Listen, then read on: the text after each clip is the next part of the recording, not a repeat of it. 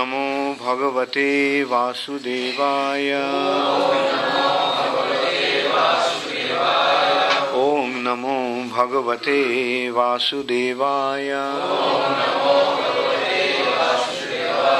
Om Namo Bhagavate Vasudevaya.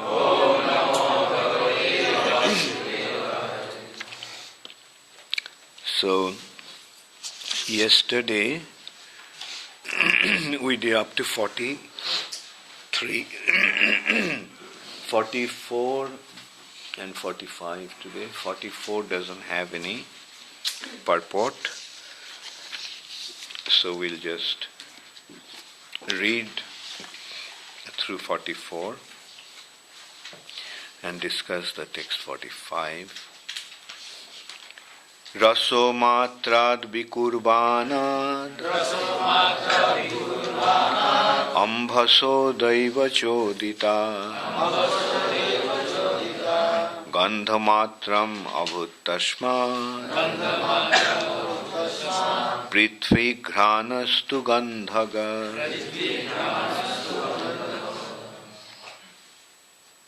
Due to the interaction of water with the taste perception, the subtle element odor evolves under superior arrangement.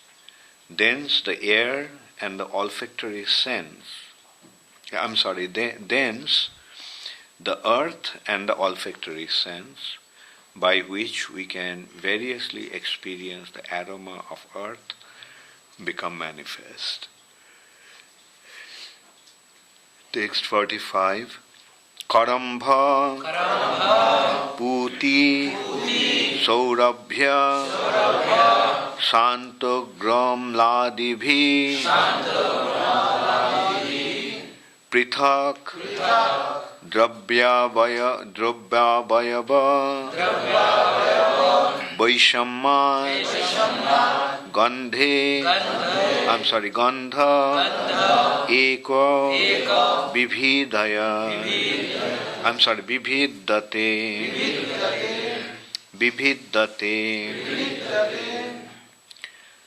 Karambha Puti Saurabhya Shantagramladibhi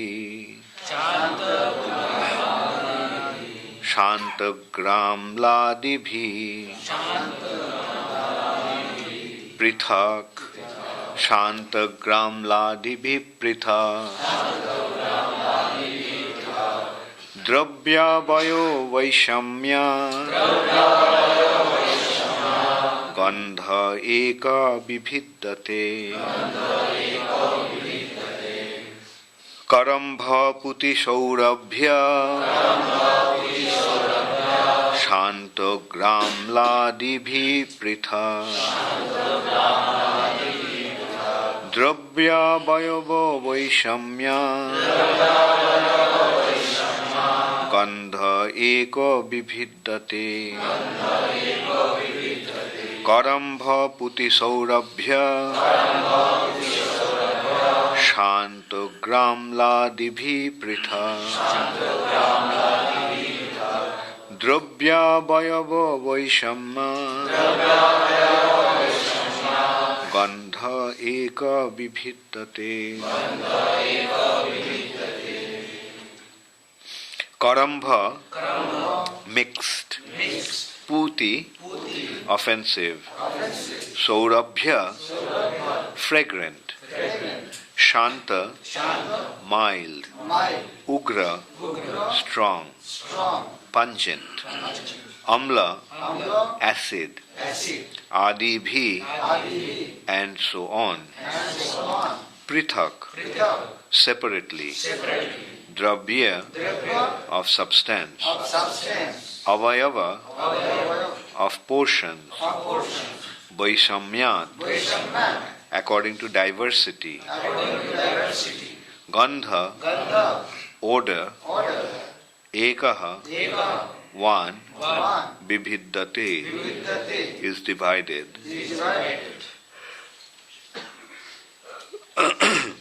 Translation by His Divine Grace Srila Prabhupada. Odor, although one, becomes many, as mixed, offensive, fragrant, mild, strong, acidic, and so on, according to the proportions of associated substances. Please repeat. Odor, although one, becomes many, as mixed, offensive, fragrant, mild, strong, acidic, and so on, according to the proportions of associated substances. Purport by Srila Prabhupada. Mixed smell is sometimes perceived in foodstuffs prepared from various ingredients such as vegetables mixed with different kinds of spices and asafoetida. Bad odors are perceived in filthy places. Good smells are perceived from camphor, menthol, and similar other products. Pungent smells are perceived from garlic and onion, and acidic smells are perceived from turmeric and similar sour substances. The original aroma is the odor emanating from the earth, and when it is mixed with different substances, this odor appears in different ways. Karambha puti saurabhas shanta gramladi bhi prithak drabhavayava vaishammad gandha eko vishishyate. Odor, although one, becomes many, as mixed, offensive, fragrant, mild, strong, acidic, and so on, according to the proportion of associated substances.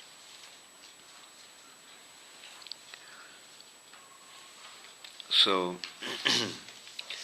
Kapil Dev is explaining the Sankhya philosophy to his mother, that how different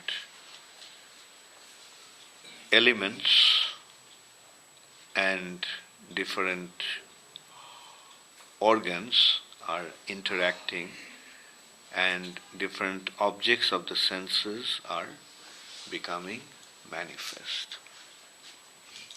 What are the 5 elements? How many of you know? How many of you do not know? How many of you want to know? No one, so many of you do not know and you do not want to know. Why is that? Learning means what? What is learning? Learning is we do not know and then we learn. The learning is the process of acquiring knowledge. So if you do not know, then why are you embarrassed to raise your hands and admit that you do not know? Once again, how many of you know what are the 5 elements? Please raise your hands. Okay, so how come there were so few hands going up? How many of you do not know what are the 5 elements? Okay. So, how many of you know? Okay. Okay. Aniruddha, what are the 5 elements? Earth, ether, Prithvi, Jal, Mati, You said 4. Where is the 5th one? Prithvi, Jal, Agni, Ayu, Akash. Okay, where was Akash before? In the Akash. Huh? Okay. So these are the 5 elements. What are the 5 senses? How many of you know? Raise your hands. Those who do not, okay. Those who do not know what are the 5 senses, raise your hand. Who doesn't know? Again. How many of you didn't raise your hands? Raise your hands now. Okay, just one hand. What's happening? I'm just asking. Did everybody raise your hand when I asked the question? Huh? Okay. How many of you raised your hands? Please raise your hand.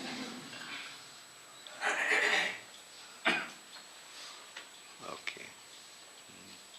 So what are the 5 senses, Archana?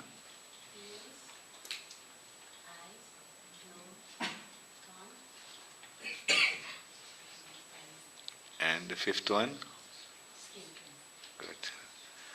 So the 5 senses are eyes, ears, nose, tongue and skin.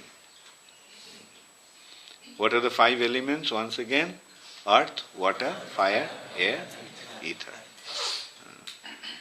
Earth, water, fire, air and ether. Of this, which is the subtlest? Which is the most subtle of these 5? Ether. So,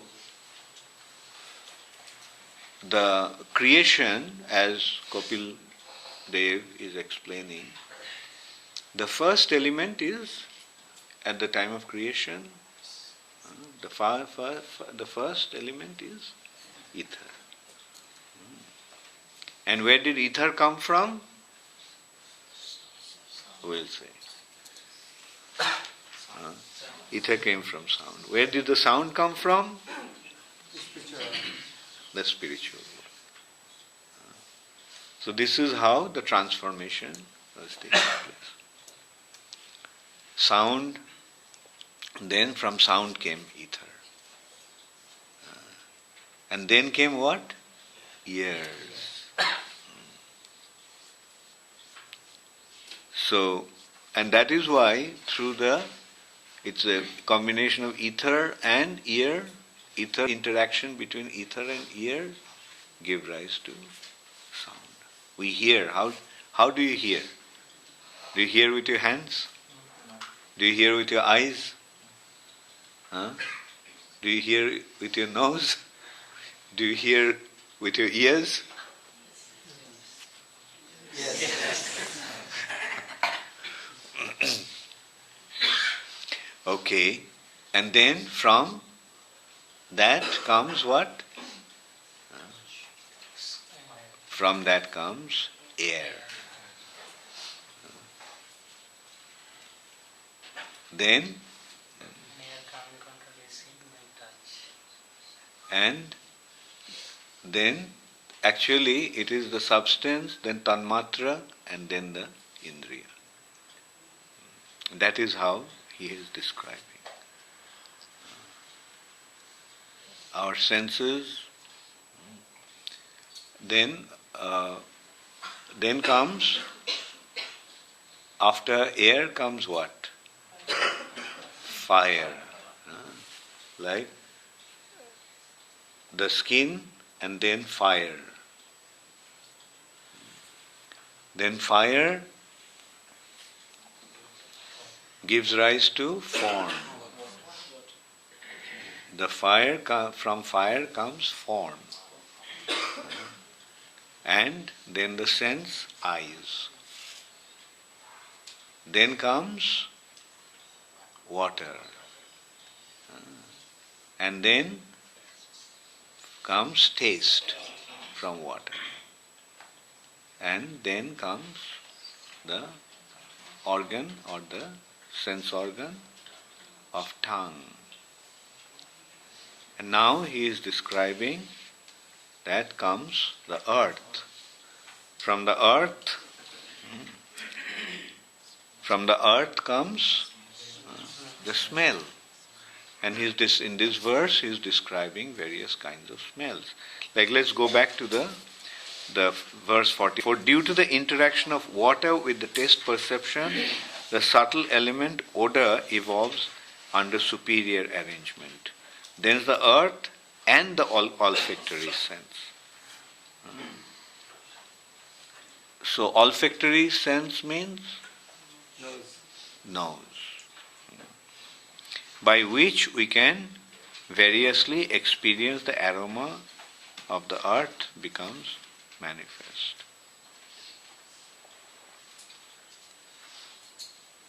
And then, so here we are seeing there are two things. The living entity, the spirit soul, and the spirit soul here is developing his senses due to the interaction with the, due to the influence of the elements. So now, which sense we get? From water, and like he is saying, thence the earth and the olfactory sense. The two things are, from water is coming what? Earth, the next element, and the sense of, olfactory sense means nose. The sense that smells. And from that comes varieties of experience of aroma of the earth. So the smell comes from what? Smell comes from earth. And then this verse is describing that there are different types. Although smell is one smell, but it has many forms. Some smell are mixed, karambho. Some smell are puti. Puti means putrid. Sounds quite similar. Puti and putrid.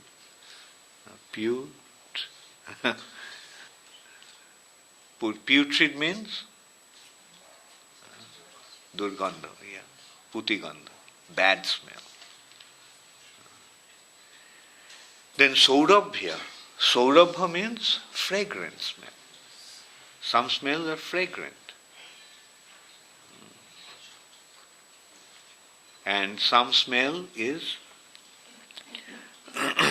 some smells are fragrant, and some smell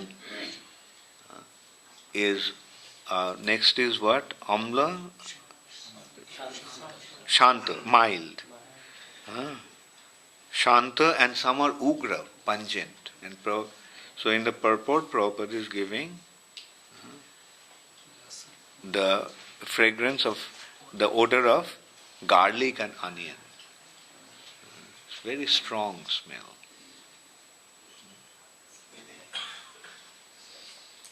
Then so in this way, all the substance has smell. Different substances have different smells. And so in this way, what is happening? All our experiences are generated. In this material nature, we have various kinds of experiences. Or what are those experiences? We are seeing, we are hearing, we are touching, we are tasting, we are smelling. Some experiences are desirable and some experiences are undesirable. And our life just revolves around desiring the desirable senses and rejecting the undesirable experiences. That is our material condition. Does anybody want to be in a place where there is smell is very bad? Some people like that. To them, it's actually again, it's a matter of perception. Some people like that in the sense, to one something may be bad, to somebody else it is nice. Like to us, the smell of onions and garlic is what? Is very bad. But to some people it's very tasty. They can't eat without onions and garlic. They can't. They love that smell.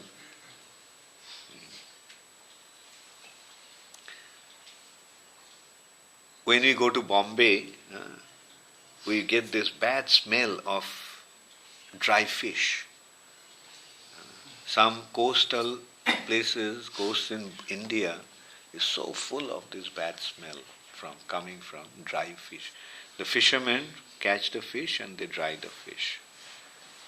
And the whole place becomes, from hundreds of miles away you can smell that. Now some people eat that. They love that smell. They love it. To them it is like fragrant aroma. So this is how, this is the conditioning. To some people it is disgusting, some people it's palatable. Some people do not like to eat certain things, but some people love it. Like to the devotees, to people in mode of goodness, meat, fish, eggs are very disgusting. But some people, to others, this is their food. They love it. So this is how our experiences vary due to our sense perception. It's all a matter of sense perception. Like some people like milk, some people can't stand milk. Some people like fragrance. To some people what is fragrant, to some other people it is putrid. Anyway, so very scientifically we are seeing how Kapil Dev is explaining the manifestation or the science of this material nature. There is no other source where such scientific understanding has been presented. But still the unfortunate state is, people in India call it mythology, fairy tale, imaginary writing. Is it imaginary? Or is it real? Anyway, actually the reality is that this knowledge is not meant for everybody. In order to receive this knowledge, one has to become qualified. So those who are appreciating this knowledge, they are fortunate ones. Those who are unfortunate, they won't be able to appreciate this knowledge. And this knowledge not only enrich us with right information, but this knowledge eventually liberates us from material bondage. That is the main purpose. The purpose of Vedic literatures is not to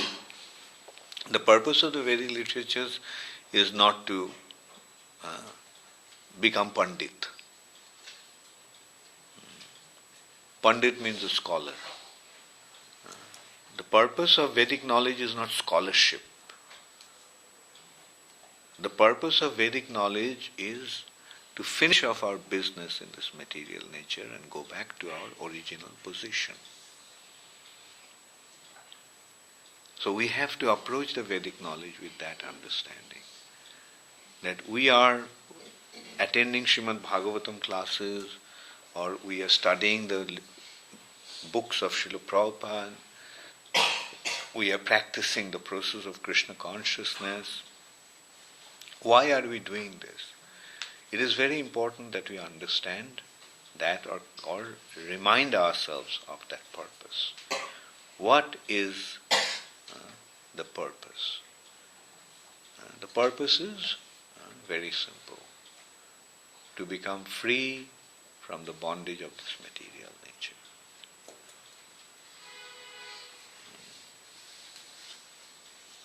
So, and this will become manifest like we will become detached from materialistic activities. And the materialistic activities are culminating into three simple points. Dhanam, Janam, Sundarim. to acquire wealth, try to become famous, or enjoy sex life.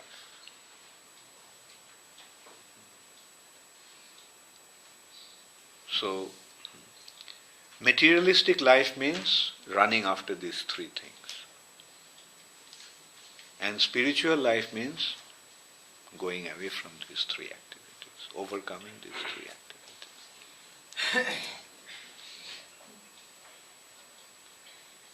Dhanam, Janam and Sundarim. So Chaitanya Mahaprabhu is saying, Na Dhanam, Na Janam, Na Sundarim. I do not want any of these things. I do not want to acquire wealth for my enjoyment. I do not want to become famous or have many followers. I am not interested in beautiful women. Beautiful women means sex life. So, a devotee's business is to give up all these three things, become free from these three attachments. Because our ultimate goal is, what is the ultimate point of life? The ultimate point of life is death.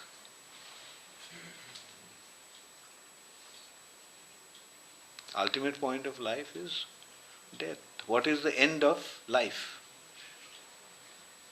End of life is death. So the ultimate point of life is death. Now, that is going to come to all of us. All of us are going to die at some point. Or is there anybody who thinks that he is not going to die? Actually, that's the strangest thing in this world. Although we are seeing so many people are dying, and although we know that everybody will die, but we think that we are not going to die. There is also reason for that. Because to begin with, we are immortal. We are not going to die. None of us are going to die. What will die is the body. But the problem is, if I identify myself with the body, then the body will die. And that's what we are doing in this material nature. We are identifying ourselves with the body. And the body someday will be finished. And the body will die. So as long as we identify ourselves with the body, we will die. But if we identify ourselves with our spirit souls, then we'll never die. The spirit soul will never die. And we are spirit souls. That's why everybody thinks that he is not going to die. And he is not going to die. His misconception about himself will die. His body will die.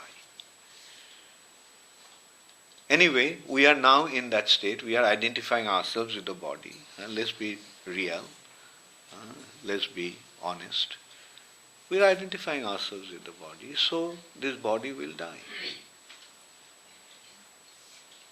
Now, will we be able to take any of these things with us? Will we be able to take our money with us? No. At the time of death, we have to leave all our money behind. Dhanam. We may have many, many followers. Will any of the followers will go with us? We may be very famous, but will anybody recognize me? When the Jamadutas come, they won't recognize how famous we are. They will say, Chalo. When the policeman comes to arrest somebody, does he consider whether he is a famous person or not? He says they get the warrant and they go to the person and arrest him. The person may say, look, I am the Prime Minister's grandson. But he also, हो सकता है, बल्कि आप तो चलो. Similarly, Jamadutas will come and tell us, no matter how famous we are.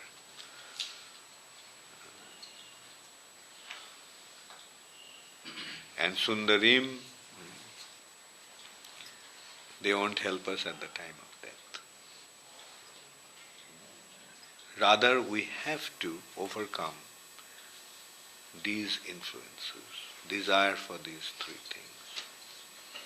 And how to overcome these three things? Na dhanam, na janam, na sundarim, kavitang va jagadisha kamaye, mamo janmani janmanishare, bhavatad bhakti rahaitu kitvayi. Bhavatad bhaktir, your devotion to your lotus feet. That is what I want. So in one hand there is dhanam janam sundarim, materialistic way of life. And on the other hand there is bhavatad bhakti.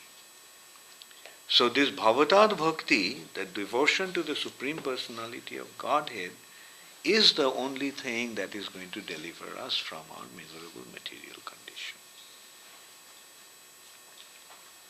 If anybody wants to become free from these attachments, then he has to develop his love for the Supreme Personality of Godhead. Process is very simple. In one hand, there is love for Dhanam Janam Sundarim, and on the other hand, love for Krishna. So if we develop our love for Krishna, then automatically the love for Dhanam Janam Sundarim will disappear. So that's why Kapil Dev is so systematically presenting this knowledge. First you understand your situation. First of all you understand where you are and what is everything. And then Kapil Dev will gradually lead to that. Satang prashangan mama birja samvido bhavanti hritkarna rasayana katha tajjoshanadashu apavarga vartmani shraddharatir bhaktir anukramishati. So all these instructions of Kapil Dev will culminate into that. The hearing Krishna Katha in the association of sadhus, satang prasanga. Mama birja samvido. Hearing about my very powerful pastimes and activities, qualities. Bhavanti hritkarna rasayana katha. And as a result of that, it will become very, very pleasing to the hearts and our ears. And as a result of that, Tajjoshanad Ashu Apavarga Vartmani will become free from our material bondage. So this process is very scientific. Like we do not have to separately try anything else. We simply have to be engaged in devotional service. Our business is to be engaged in devotional service. And this attachment to the material nature will automatically disappear. It is not that to run away, to get out of the prison, we have to climb the wall or dig the tunnel and go out. That can be a possibility of going out. The point is that you can free yourself from the condition that you are in, going through that process, going through that, but the real way is somewhere else. Like one wants to get out of the prison. Does he have to dig a tunnel? Does he have to scale the wall? What does he have to do to get out of the prison? Surrender to the king. The king is not there in the prison. The king is not visible to him. But he gets the information and surrenders to the king. He doesn't make any endeavor to get out as such. He simply surrenders to the king. And the king frees him from the prison. So similarly, for us to get out of the material nature, we don't have to go to the material direction. We have to go to the spiritual direction. We have to simply surrender to Krishna. And we surrender to Krishna and we become free. And what is the proof that it is happening? That we are becoming free from the material bondage? Through the symptom of na dhanam, na janam, na sundari.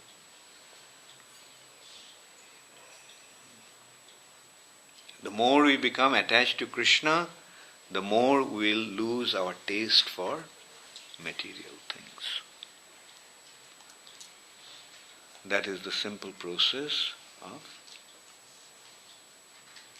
getting out of this material bondage. So we are very fortunate that Prabhupada gave us the process. We are very fortunate that we somehow develop some appreciation for this process. We have developed faith in the process. Now let us apply it practically and finish our business in this material nature. Why should we finish our business in this material nature? Because who wants to be here in the place of suffering? There is so much suffering in this material nature. So who wants to suffer? That is what we have to understand. That our state of existence here is very, very miserable. It's full of suffering. Therefore, when we suffer, it's good for us. When we enjoy, it's not so good for us. When we suffer, it's good for us, because then we get to see the real nature of this place, the real nature of our existence in this place. When you are enjoying, then you say, "Oh, I don't want to leave this place. It's so nice." But when you suffer, you feel, "Oh, let me get out of here. Who wants to be here?" Therefore, when suffering comes to us, in our life, we should accept it as Krishna's mercy.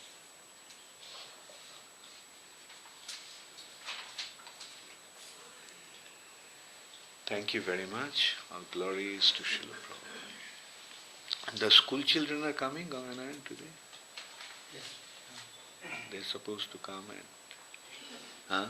They're supposed to come on 8:30. What's that? 8:30. Yeah. Now it's 8:35.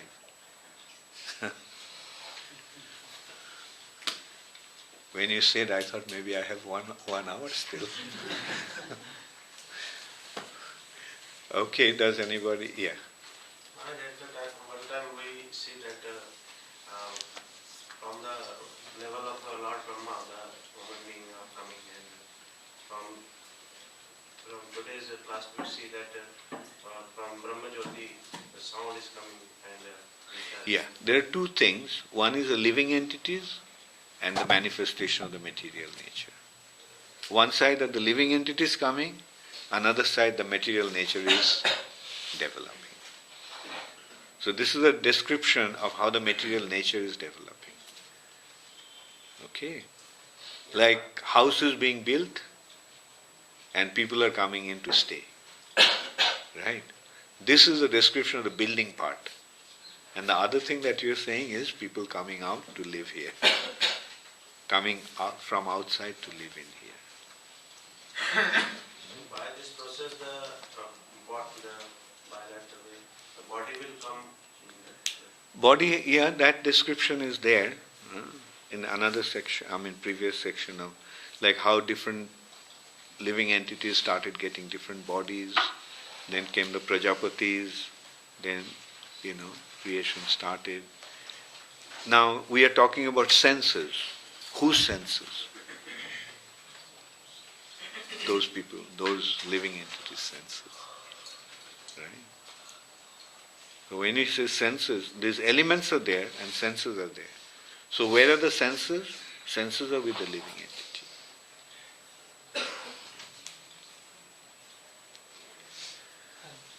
Yes. Balvachar in famous prayer, Madrastakam, he says Sisti Madhuram. What is the meaning of Sisti Madhuram? Yeah, Krishna is whatever Krishna creates, that is sweet. Whatever Krishna creates, that is also sweet.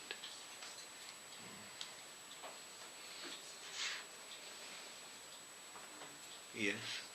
Raj, how does actually the soul and the material nature interact in the material world? What is, and the soul is different from the material nature, and the material nature is different. How does it actually? The soul, the conditioned souls, through the glance of Mahavishnu, come to the material nature. Then they get bodies. And it actually happens in this way. The soul, outgoing souls, the souls that are looking away from Krishna, right? They look away into what? When you look away from Krishna, where are you looking at? Krishna's external energy. Now by nature, the soul is superior and external energy is inferior. So when a superior comes in contact with an inferior, what is the natural outcome? He wants to lord over. A living entity comes to a material nature, and by coming into the contact with the material nature, he develops a tendency to lord over the material nature. Now, is he a lord or a servant? He is a servant. So when he develops the tendency to lord over, is that his real identity or mistaken identity? So that is the covering of false ego.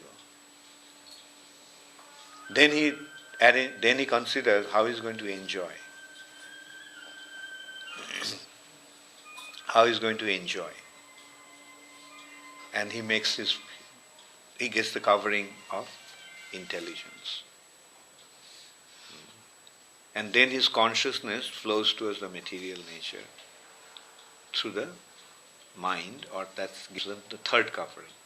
So first covering is the covering of false ego, intelligence, mind. In this way he develops his subtle body, subtle covering, the covering of the subtle body. Then accordingly, material nature gives him a gross body. Right? And in this way, with this gross body and subtle body, he becomes entangled in the material nature.